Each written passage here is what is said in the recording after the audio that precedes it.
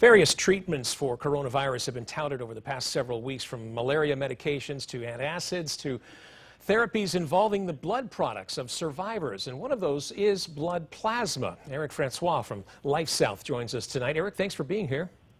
Thank you so much for having me. So tell us a little bit about what exactly blood plasma is and why it's so important to possibly treating coronavirus. So plasma is the liquid portion of your blood. It carries a lot of antibodies and things like that that help keep you healthy.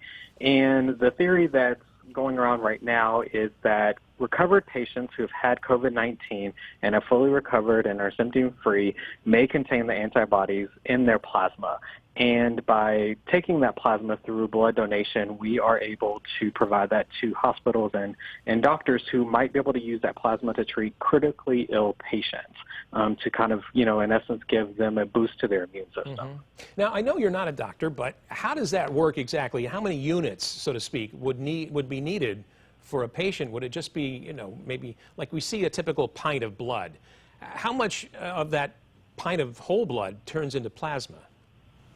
So if we do what we call a convalescent plasma donation, we would actually connect you to one of our apheresis machines where we take out just your plasma and we put back everything else. So like your red blood cells and things like that, and we take out just your plasma. And in that single plasma donation, we're able to get 2 or 3 different units of plasma that could be used to treat one patient or multiple patients. Mm-hmm. And, it's a really safe process. It takes a little bit longer than just a regular blood donation where we take out a whole pint of blood. It takes about 15 to 20 minutes longer, so the total process is about 45 minutes to an hour from start to finish.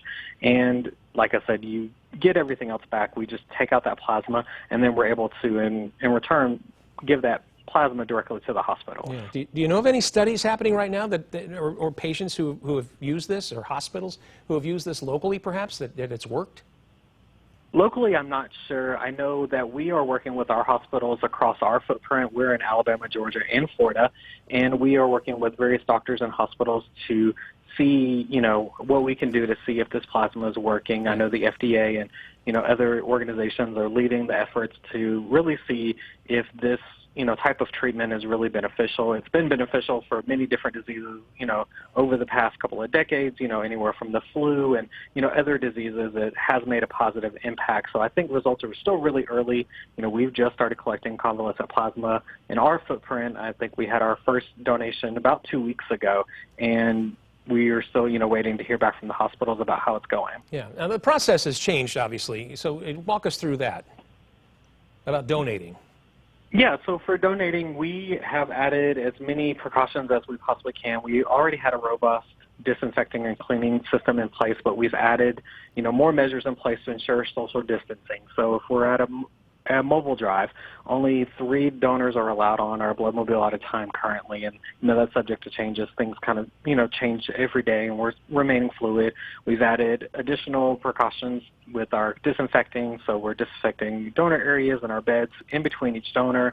Our staff are wearing more PPE, so they're wearing face masks in addition to their normal gloves and things of that nature. So we've added as much as we possibly can to help ensure that it is a safe process and help to mitigate the risk that the disease or the virus could be spread. So we've, already made it a safe process, and we've just kind of ramped up everything. So donating blood is still a safe process. We still encourage all of our donors and our community members to come out and donate, even if it's not just to donate convalescent plasma, but to donate regularly, because, there's a need for blood every day. A patient, whether they're suffering from cancer or trauma, they're going to need blood at some point, and it's our job and our community's job to make sure that that blood is there if and when they need it. Yeah, right. Eric, thank you very much for joining us. We appreciate it. Thank you so much.